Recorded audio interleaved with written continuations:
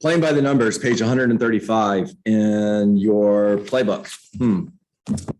For those of you who aren't sure what I'm talking about, your playbook is the Millionaire Real Estate Agent. And this is your playbook. This is the blueprint for building a successful real estate business, because we are all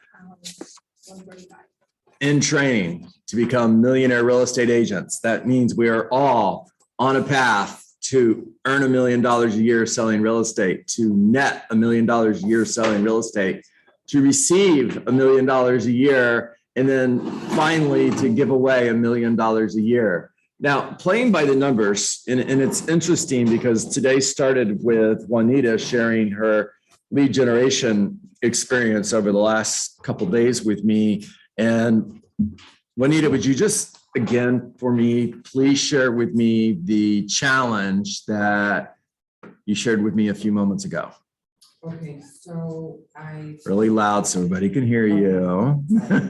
So John DiMartino helped me with my calendar, and I picked some days to do lead generation in the morning from 8 to 10, making calls to expired and FSBOs. And I said to John, I'm not really having any luck getting anybody. I got one person yesterday. So John said, well, how many dials did you do? Okay, so let's pause right there.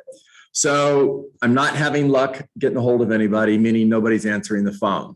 And my question was, how many calls did you make?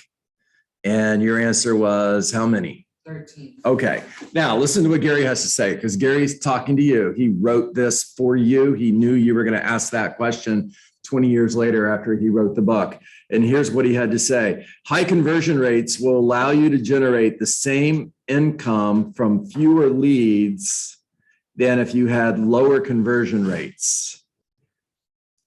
But middle of page 135 under playing the numbers game.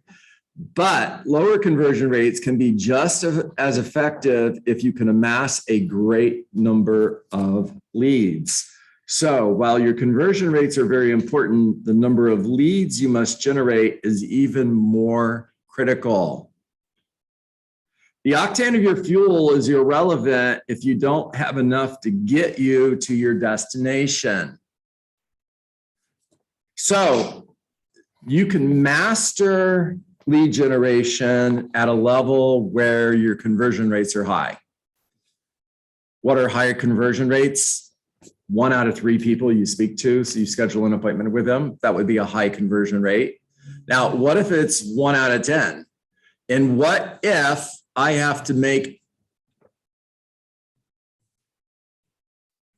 5 calls to get 1 person to answer the phone? Or I have to make 50 calls in order to schedule an appointment. Now, if I know that, then make 50 calls. It's just that simple. If I'm tracking my numbers and the end result says, John, in order for you to schedule one appointment, you have to make 50 calls. You have to knock on 50 doors. Does that sound like a lot? It could, and maybe it is. And how long would it take you to make 50 calls? Well, a long time if you're stopping to research every single number before you dial it. If you've been in a lead generation class with me, if you've taken bold, you've heard dial talk, dial talk, dial talk, dial talk. That means as soon as you hang up the phone, dial. It's time to make the next call. Now, all this takes is a little preparation time before lead generation starts. So you have your calls ready to go. You don't do your prep and your calls at the same time. You do your preparation ahead of time. So you have all of your expireds ready to go. If I were you and I were in production today, here's what my day would look like. Either the night before or the morning of, somewhere between 7 and 8 a.m., I'm prepping to make my calls. That means I'm pulling a list of all of the expireds. I'm searching the MLS to see if they've been relisted. I'm making sure that they're not on the do not call list. I'm doing all of my prep work ahead of time. So I have a call list ready to go for new expireds from that day. Got me? I'm also pulling up all of the for sale by owners that I'm going to call that day as well. And I'm doing the same thing. I'm checking to see if they've been listed. I'm also checking the do not call list in order to make sure that I've got a good list of numbers ready to go.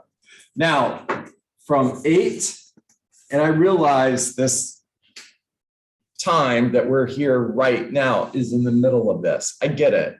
And my time from 8 to 11 minimum, that's 3 hours every single day, would be lead generation.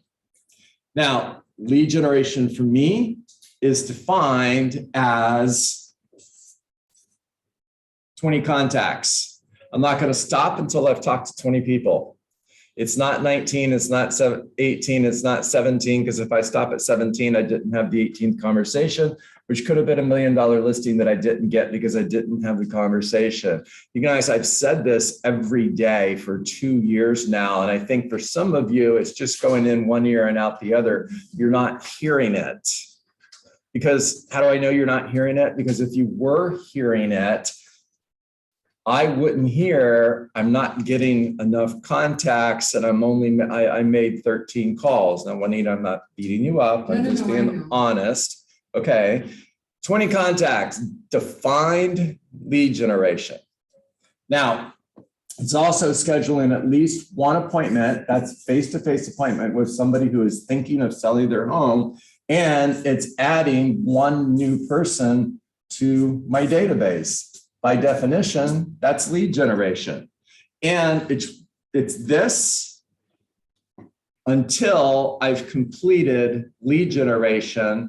It might take me till 12. It might take me to 1. It might be all day long. But there's nothing more important than this. And if my conversion rates are low, I can make up for low conversion rates by contacting more people. It's always either going to be a lead generation conversation or it's going to be a lead conversion conversation. In other words, if you ever come to me and say, John, I'm not hitting my goals, it's always going to be, talk to me about your lead generation. How many calls did you make? How many people did you speak to? And if I'm hearing anything less than 20 when it comes to how many contacts did you make, it's a lead generation conversation. Make more calls, talk to more people, go knock on more doors. Now, if I'm hearing 20 contacts, by the way, how often do you think I hear that? How often do you think that the conversation is, I'm making 20 contacts every day? Percentage of the time, guys, how often do you think that happens? 1%. 1%? I'd say 1% might be high. I think if you took all of the real estate agents in your market and you surveyed all of them and you said, tell me what lead generation means to you, I think less than 1% would tell you it's 20 conversations a day. Most of them are waiting for their phone to ring. Their idea of lead generation is very, very different than what you've been taught. And this is a prospecting-based, marketing-enhanced lead generation model. That's what we've been teaching you for 2 years. By the way, that's the strategy to survive in a shift, because when the market shifts, those who are prospecting-based are ahead of everybody else. Gonzalo. I think that most of us confuse marketing with prospecting. Yeah. I think you're probably right. Agents confuse marketing with prospecting. Simply put, marketing is anything you do, usually attached to spending money to attract people to you, to cause people to call you, to cause people to email you. You're attracting business. Prospecting is proactive. You're going out and you're looking for business proactively. Now, as I'm making those calls, this is just going to be another one of those days, Clarissa, where you're going to see the same thing again. And I'm working 250 days a year. I'm having 20 conversations a day. I'm talking to 5,000 people a year. Now, if you talk to 5,000 people a year and part of the conversation is, hey, just out of curiosity, who do you know that might be thinking of selling their home? I mean, that's the only thing you said. And you talk to 5,000 people a year, Juanita, and you said, hey, just out of curiosity, who do you know that might be thinking of selling their home? Guys, you could put a sign on your dog and send the dog through the neighborhood that said, hey, just by the way, who do you know that's thinking of selling their home? And the dog would come home with leads. It's just that simple. The reason you're not getting more leads is you're not talking to enough people. Now, I get passionate when I'm talking about this for you guys. Remember what I said yesterday. This isn't for me. I'm not the one who's out there selling real estate. You are. And by the way, is this a choice? Say yes. Do you decide how many people you're going to talk to every day? Yes. Does anybody else decide that for you? Are you sure? Yes. Yes. Thank you for sticking to your guns. Nobody decides that for you. Now, you could stop and go, well, John, there's interruptions.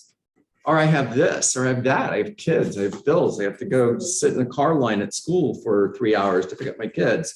Does the phone work inside your car? Can you make calls while you're in that car line? You know, I would be getting out of my car and going talking to other people in the car line, knocking on the window. Hey, hello, John Dietz, real estate agent, Keller Williams Realty. By the way, I like to keep my friends and family members updated on the market. Here's some information on our local market. Who do you know that might be thinking of selling their home? My kid's line is long. Hello, what's stopping you from doing that? Okay, so I'm working 250 days. I'm having 20 conversations every day. It's a standard. It's not a goal. The reason we're not more successful is we don't have standards.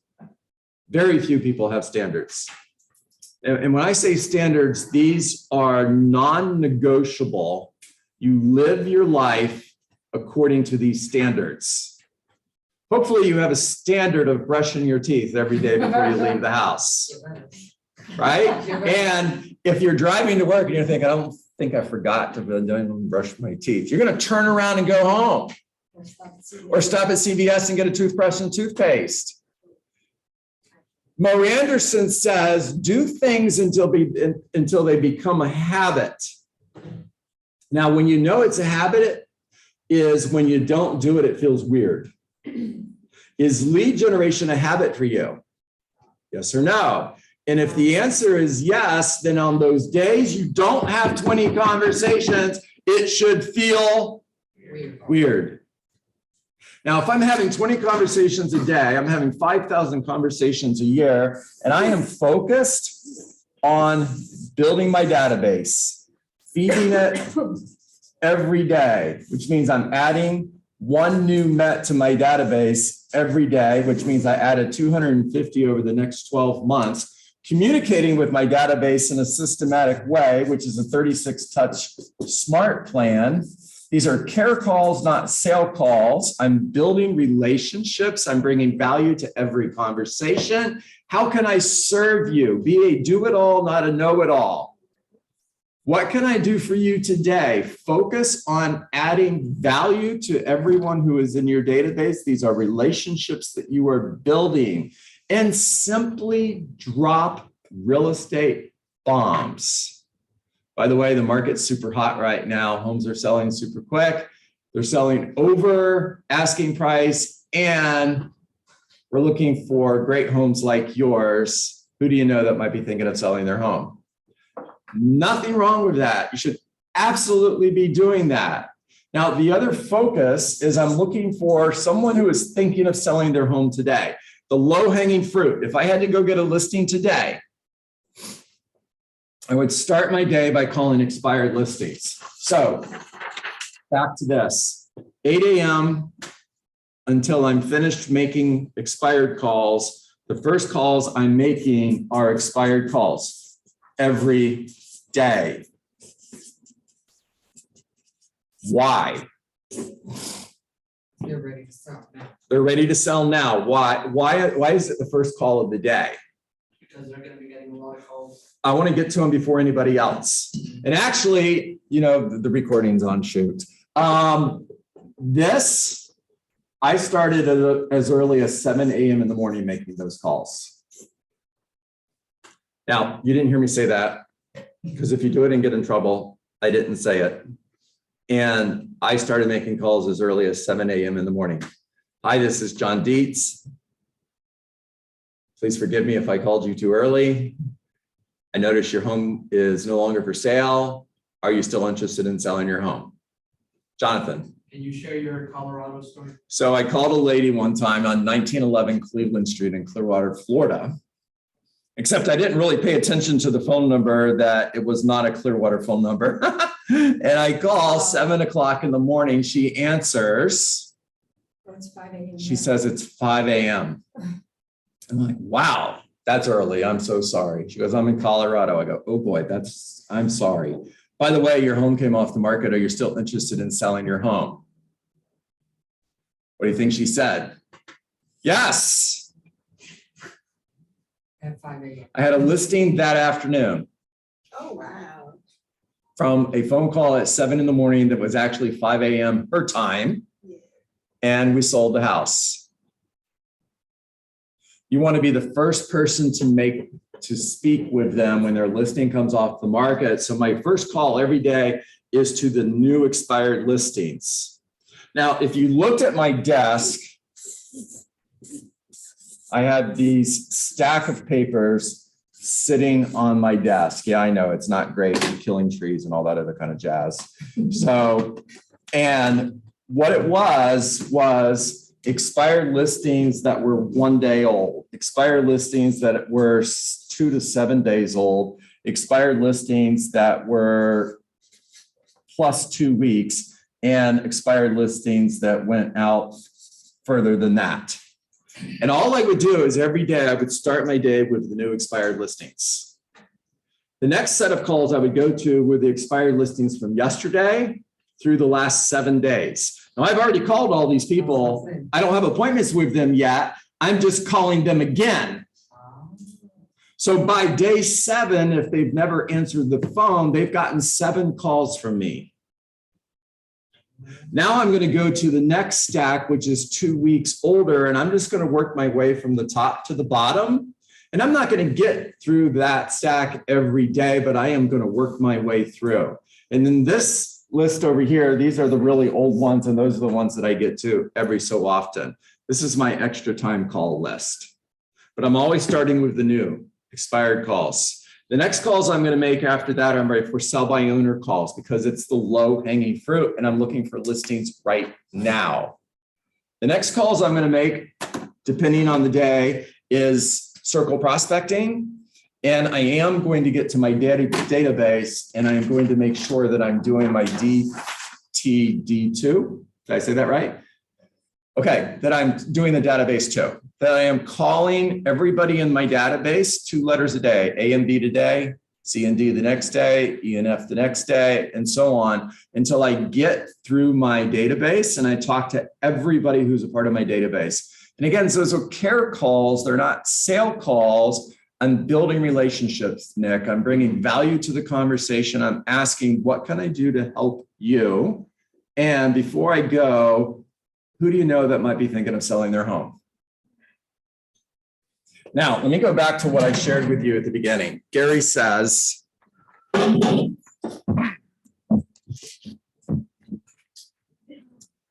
high conversion rates will allow you to generate the same income from fewer leads than if you have lower conversion rates. Do you think my conversion rates were pretty high? Yes, they were. Were they in the beginning? No, they weren't. And the solution is always going to be talk to more people. John, I'm not hitting my goals. Talk to more people. John, I'm not getting enough listings. Talk to more people. So Joey, it's always going to be talk to more people. You good with that? Talk to more people. Michael, talk to me. Good morning. I can talk like from experience, and I hear Juanita, and obviously, I think about the less than 1% of us that are making the 20 contacts a day. I mean, if that is our one thing, I have spent multiple days in the last almost 6 years of real estate dialing for 6, 7, 8 hours in the day to get my 20 contacts. I don't want you guys to have an unrealistic expectations, right? Sometimes it takes 20 calls to speak to one person. So guys, don't think, okay, it's 8 to 11 and I've made my calls. You've got to ask yourself, is the job done? Well done. Until the job is done. Different mindset. There you go. There you go. And that's one of the top agents in the office. Yeah, it's not from me. So don't believe me. That's fine. Hopefully you believe Michael Topo. I want to say thank you, Michael, I appreciate that. And what I realized, talking to you, John, and putting that, you writing it down, was I was actually prepping to make the call instead of prepping ahead of time and just calling. So that makes a big difference. You were preparing to play the game while you were playing the game. Exactly. That never works. Well, no. That never works. Yeah. Can you imagine on a football field, Larry, just telling the other team, hey, you guys stay over there for a few minutes. We're going to practice this play. We'll let you know when we're ready. And I'm kind of making fun, sorry, but couldn't pass that opportunity up. I appreciate that. Okay. Larry, talk to me.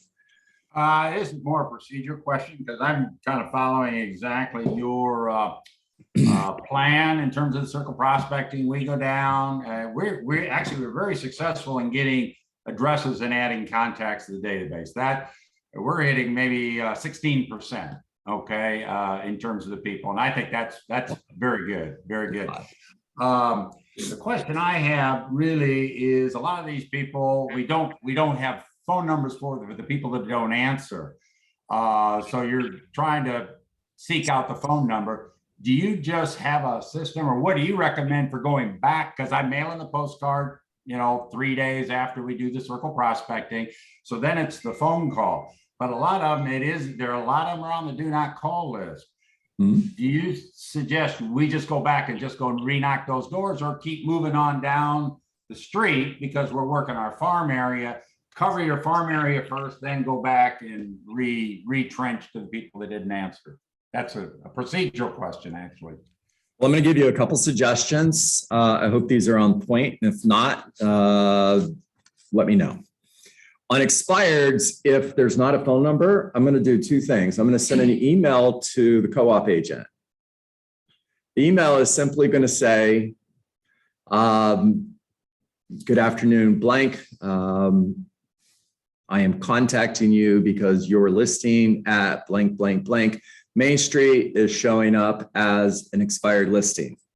If you plan on relisting this property, please ignore my email. However, if you're not going to relist this property, I would gladly pay you a referral fee of 25% for the homeowner's contact information. That's in your book. Your first book. It is in my book.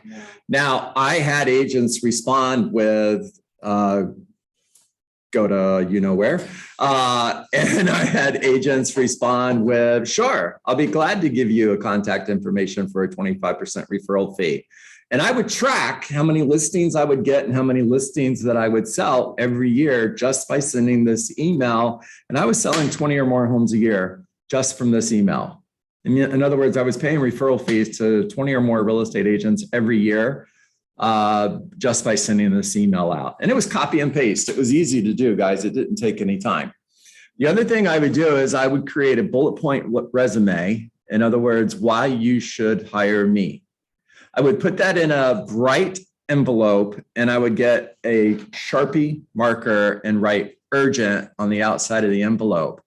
And I would visit their home. I would knock on their door. This is if I can't get their number. And if nobody answers the door, I'm just leaving that sitting against the front door so that when they drive home and they get into their driveway, they see this envelope with urgent written on the front of it sitting at the front door. And yeah, did most people throw those away and never contact me? Yes. And I got listings by doing that. I got 2 or 3 listings a month from doing that because I did it every single day. Like everything else, I had a standard. I picked 5 properties every day that I couldn't find the phone number for that were expired listings. And I would go knock on those 5 doors. It was part of my daily standard. Everything for me is a standard. So it's not 4, it's not 3, it's 5 homes. I did it because I had to. Now, Larry, I hope that answered your question. I think we were talking mostly circle prospecting and I went to expired listings, but you can implement the same ideas. Okay, thumbs up, we're good. All right, tell me what you heard. Questions, ahas, what are you gonna do different? Talk to more people. Talk to more people, yeah. Number 4, plan ahead. Plan ahead. Yeah. Plan ahead. Don't plan during the game. Plan ahead. You know, Michael, coming to you in just a moment. One of my favorite stories from someone who's in the room with us this morning on Hit Your Standards is Gonzalo Vargas. And my Gonzalo Vargas story, and there's more than one, is he's walking through a neighborhood, knocking on doors, and he wants to quit, right? And he's self-talking himself through the neighborhood. Gonzalo, am I right so far? Yeah, and he's got this one house that he can see, and he's like, that's the last house I'm gonna go to. And I might be combining 2 stories together, but whatever. That's your story. And, right? And Coral Springs Finest pulls up and is following him. He's like, oh boy, I'm getting ready to get kicked out of the neighborhood. He keeps going and knocks on the last door, and he gets a call later that day to list their home. True story? That's right. The very last door you knocked on With door hanger. with a door hanger. You didn't even and they called you, The phone has door hanger, yes. and then you got kicked out of the neighborhood. And to answer Larry's question, what I would normally do if I don't get to the person, I just keep going, and because I'm gonna get back to the house anyways, because I'm farming that community. An example is I send a postcard to this community every single month. So I send it every month, and last month I went to do my door hangers in that community, and a lady called me that week, and I asked her, I said, how do you get my phone number? And she said, you left it at my door. And I was like, I know you every single month, but she noticed a door hanger, not a postcard. So you never know how you're gonna get to them. Well, I think that has a lot to do with timing too. I think that it has to do with the fact that she called you when she was ready, right? Door hanger, postcard, doesn't matter. She would have got a hold of you when she was ready. Remember, people don't change their mind. They make a new decision based on new information. Call Gonzalo. No, I don't want to. Call Gonzalo. No, I don't want to. Call Gonzalo. No, I don't want to. Call Gonzalo. Well, I need to sell my house. I guess I better give him a call. New decision, new information. It wasn't some magic formula. I wish it was that simple. You guys could just pixie dust on your mailers and people would call you. Don't try that. No white powder. You want to go to jail? All right, Michael Topo, talk to us. I had a question for Larry. How are you pulling numbers right now? Larry, you're on mute. We're using Vulcan. We've got Vulcan 7, so we get their expireds and their FISBOs, and then we're knocking on doors. So I'll use that to try. I do 2 things to get numbers, just to get the numbers. I'll try Vulcan, and I'll also go. Some of the tax records in Miami-Dade do have the phone number on it, and I pull those records. I always try to pull the tax records, whether we're Right, so- listing or anything. And I'm assuming Vulcan does it because I know Redx does it. Do they not give you an opportunity to get geo leads? That I'm not familiar with. All right, so geo leads is how I pull my numbers for the communities that I'm circle prospecting through Redx. We can circle it. Yeah, you can do neighborhood searches and you draw a map and say, give me all the way down to a street or a couple streets. Yeah, you Perfect. can do that. Yeah. So obviously that's a paid service, but also try truepeoplesearch.com. Okay. Thank you. True People Search has worked pretty good for maybe every 10 numbers that I try to pull, I can get 6, maybe 7.